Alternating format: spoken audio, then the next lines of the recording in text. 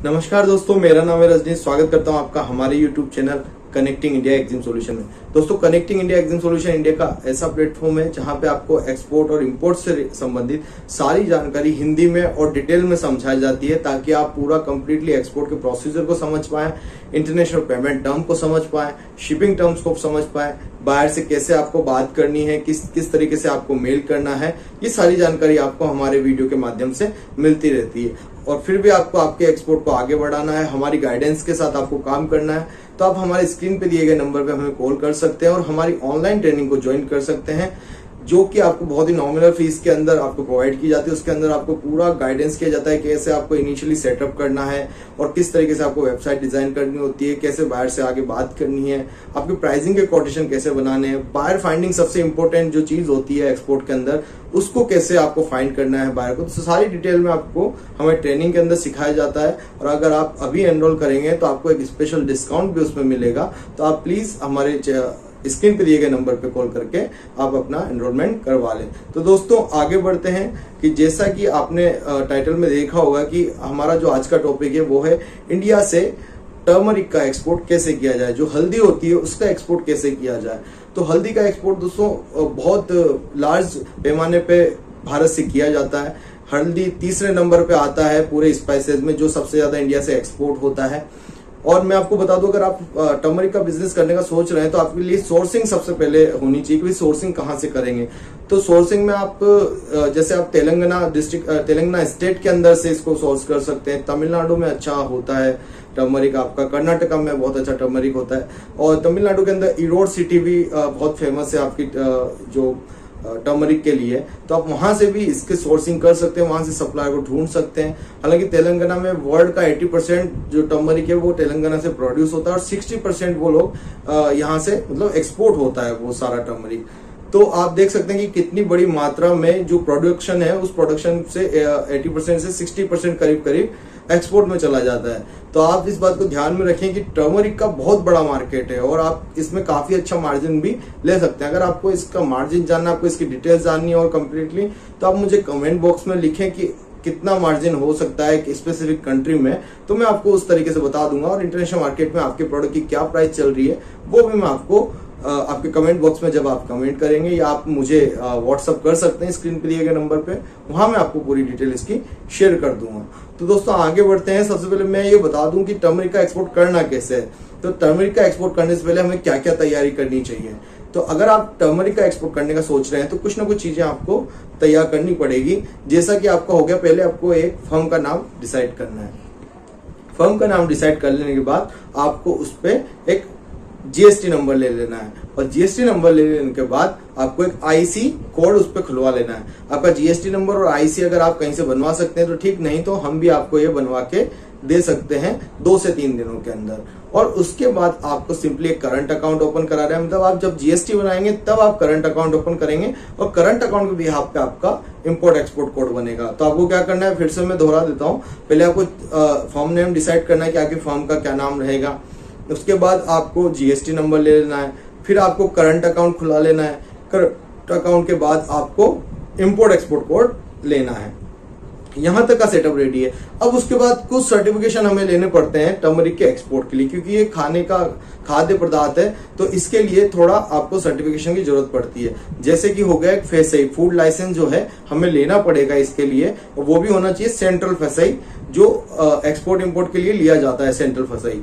तो central facie आपको लेना है, और एक एपिडा एग्रीकल्चर प्रमोशन काउंसिल का आरसीएमसी भी आपको लेना पड़ेगा। तो इनिशियली ये थोड़ा सा आपका खर्चा रहता है, ये दोनों चीजें आप ले लें। और जो मैंने आपके आगे जो बताया जीएसटी और आईसी और करंट अकाउंट वगैरह, ये सब आप कंप्लीट कर लें। तो अब यहां से दोस्तों आप एक्सपोर्ट करने के लिए तैयार हैं। अब एक्सपोर्ट करने के लिए जरूरी है ये तो पता होना चाहिए कि हमारा मार्केट कहाँ पे है, कहाँ पे हमें बाहर मिलेंगे। तो अगर आप इस वीडियो को अंत तक देखेंगे तो आप थोड़ा सा समझ जाएंगे इंटरनेशनल मार्केटिंग कैसे होती है, कैसे की जाए, किस तरीके से बायर फाइंडिंग की जाए। तो वीडियो के अंत तक बने रहे, मैं आपसे यही रिक्वेस्ट करता हूँ।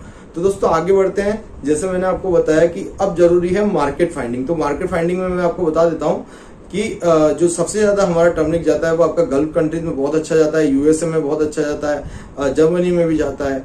और हमारे कॉम्पिटिटर देश भी काफी सारी हमारे कंट्रीज में इनको एक्सपोर्ट करते हैं, जैसे वियतनाम से भी काफी अच्छा आपका एक्सपोर्ट होता है टर्मरिक म्यांमार से, बर्मा के अंदर, भूटान से, इनसे काफी सारा आपका जो है टर्मरिक एक्सपोर्ट होता है। तो दोस्तों ये जो कुछ कंट्रीज है जहां आप एक्सपोर्ट कर सकते हैं, जैसे दुबई है, बांग्लादेश है, नेपाल है, श्रीलंका है, और साथ में आपका यूएई हो गया, इसके साथ में आपका यूएसए हो गया, यूके हो गया, काफी सारी जगह पे इंडियन स्पाइसेस की बहुत डिमांड रहती है। अगर आपको प्रॉपर एनालिसिस की रिपोर्ट चाहिए कि आपके प्रोडक्ट की डिमांड कहाँ है, किस प्राइस में वो इंटरनेशनल मार्केट की किस प्राइस में वो जा रहा है आपका मटेरियल, और आप कितना मार्जिन उसमें देख सकते हैं, तो आप उसके लिए मुझे टेक्स्ट कर सकते हैं, व्हाट्सअप कर सकते हैं। आपको एक रिपोर्ट शेयर की जाएगी जिसमें आपको कंप्लीटली बताया जाएगा कि कहाँ से ये आपका टर्मरिक सबसे ज्यादा जा रहा है और किस कंट्री में जा रहा है, उसके बाद ये क्या प्राइस पे जा रहा है और किन बायर्स को ये जा रहा है। सबसे इंपॉर्टेंट बात, अगर आपको बायर चाहिए तो आप मुझे कॉन्टेक्ट करें हमारे स्क्रीन पे दिए गए नंबर पे।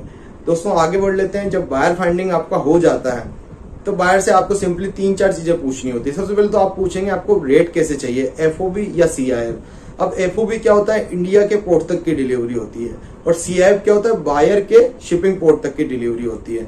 तो अगर बाय शिप जाएगा तो शिपिंग पोर्ट, और अगर बाय एयर जाएगा तो एयरपोर्ट तक की डिलीवरी है। तो ये दोनों ही चीजें अगर आपको पूरा डिटेल में समझना है तो लिंक डिस्क्रिप्शन में एफओबी और सीआईएफ के कोटेशन कैसे दें या बायर को प्राइस कैसे दें, 2 वीडियो मेरे इस पे बने हुए हैं। आप मेरे चैनल पे जाके वीडियोस को देख सकते हैं कि किस तरीके से आपको एफओबी और सीआईएफ के कोटेशन देने हैं, अगर आपको एफओबी और सीआईएफ समझना है तो जब आप एफओबी बाहर से पूछ लें कि एफओबी लेना है, रेट कैसे लेना है। दूसरा ये उससे करेंसी जरूर पूछे, कौन सी करेंसी में उनको रेट के कोटेशन चाहिए। हम क्या करते हैं, कई बार आईएनआर में उठा के उनको रेट दे देते हैं, तो बहुत गलत इंप्रेशन आपको पड़ता है। मैंने कई एक्सपोर्टर्स को ये गलती करते हुए देखा है, मतलब नए एक्सपोर्टर्स को। तो ऐसा नहीं करना है, आप सिंपली उनसे पूछ लें कि एक तो आपको एफओबी रेट चाहिए या सीआईएफ रेट चाहिए, दूसरा ये कि आपको कौन सी करेंसी में चाहिए, तीसरा ये सबसे इंपॉर्टेंट चीज की क्वांटिटी कितनी चाहिए। हम सारा वर्कआउट कर लेते हैं, फिर पता चलता है उसको तो 2 टन ही चाहिए, 1 टन ही चाहिए, तो वो नहीं बेचते, क्योंकि 1-2 टन के ऊपर कॉस्टिंग आपका बढ़ जाता है। तो सबसे पहले आप क्वांटिटी भी पूछ लें, एफओबी देना है, सीआईएफ देना है, ये पूछ लें। पेमेंट टर्म्स आप बाहर से पूछ लें, और उसका पोर्ट पूछ लें कि कौन से पोर्ट पे आपको डिलीवरी चाहिए। अगर वो सीआईएफ आपको बोले तो कोटेशन बनाने को, तो आप जब आपके प्राइस के कोटेशन बना लेते हैं, और ये कोटेशन कैसे बनाने उसके लिए मेरा अलग से वीडियो आप देख लें। तो जब आप कोटेशन बना लेते हैं प्राइस के, उसके बाद आप बायर को एक परफॉर्मा इनवॉइस डिजाइन करते हैं। परफॉर्मा इनवॉइस के अंदर आप सारी डिटेल फिलअप करते हैं और फिर बायर को भेजते हैं। अगर परफॉर्मा इनवॉइस का आपको फॉर्मेट चाहिए तो आप मुझे कमेंट बॉक्स में लिखें, आपका नंबर दें और आपका मेल आईडी दें, आपको वो परफॉर्मा इनवॉइस मिल जाएगा। तो फॉर्मेट आपको मतलब मिल जाएगा। उस फॉर्मेट में आपको सिर्फ आपका नाम रखना है, बायर की जगह बायर का नाम रखना है, कुछ डिटेल जो उसमें मांगी गई है वो आपको फिलअप करनी है, डिस्क्रिप्शन में आपके प्रोडक्ट का डिस्क्रिप्शन देना है और प्राइसिंग वगैरह देके कंप्लीटली परफॉर्मा बना के बायर को भेज देना है। अब बायर से उस पर आपको ले लेना है साइन कंफर्मेशन, और साथ ही में अगर आपने कोई पेमेंट टर्म्स ऐसी रखी जो एडवांस है तो आप वो पेमेंट भी ले लें। जैसे आप 50% एडवांस और 50% against the bill of lading की कॉपी के अगेंस्ट आप कर सकते हैं। अब बिल ऑफ लेडिंग क्या होता है, बिल ऑफ लेडिंग ऐसा डॉक्यूमेंट होता है जब आप मटेरियल शिप करते हैं इंडिया के पोर्ट से, तो उसका एक प्रूफ आपको मिलता है कि आपका मटेरियल शिपिंग लाइन की कस्टडी में और ये यहाँ से सेल हो चुका है, और उस पर एक ट्रैकिंग नंबर होता है जिससे आप ट्रैक कर पाएंगे कि ये अभी कहाँ पहुंचा है। तो सबसे बड़ी बात यही, जैसे आप कुरियर करते हैं, नॉर्मल से समझाता हूं, जैसे आप कुरियर करते हैं तो कुरियर कंपनी वाले आपको ट्रैकिंग डिटेल देते हैं और उसी को आपको सामने वाले को भेजते हो और आप उसको बोलते हो कि इससे ट्रैक कर लेना। सेम टू सेम ऐसा ही केसेस आपका बिल ऑफ लेडिंग में है। बिल ऑफ लेडिंग की जब कॉपी हाथ में आ जाती है तो बायर को उसका स्कैन कॉपी आप भेजो। स्कैन कॉपी भेजने के बाद वो खुद चेक कर लेगा कि भाई मेरा मटेरियल कहाँ पे पहुंच गया है, और उसके बिहाफ पे आपका 50% पेमेंट की जो टर्म्स आपकी रखी गई है, 50% तो आपने एडवांस ले लिया ऑर्डर के साथ, और 50% आप जब आपका कंटेनर यहां से सेल हो गया और जब आपके पास बीएल आ गई उसके अगेंस्ट आपने पेमेंट ले लिया। तो ये पेमेंट टर्म्स भी अगर आपको समझनी है तो हमारा एक और वीडियो है पेमेंट टर्म्स से रिलेटेड, आप उसको देखें, ठीक है। और जब आपका पेमेंट टर्म्स वगैरह, शिपिंग टर्म्स वगैरह सब कुछ डिसाइड हो जाता है तो आप कम से कम 10-15 दिन का टाइम लें, क्योंकि आप न्यूली एक्सपोर्टर हैं, तो 10-15 दिन के अंदर के हम डिस्पैच कर देंगे।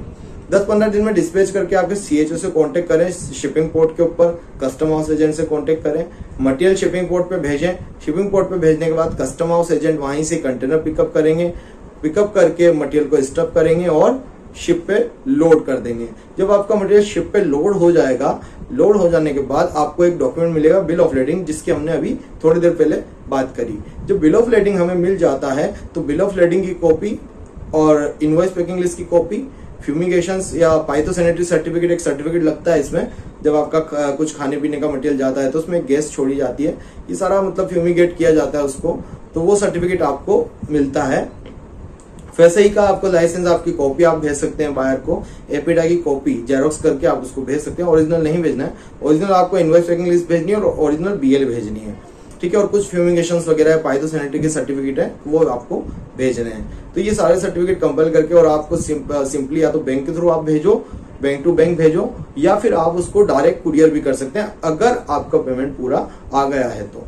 बिना पेमेंट लिए कभी भी हमें डॉक्यूमेंट नहीं भेजने हैं। सबसे बड़ी बात ये, पहले ये देख लेना है कि हमारा पूरा पेमेंट तो आ गया है ना।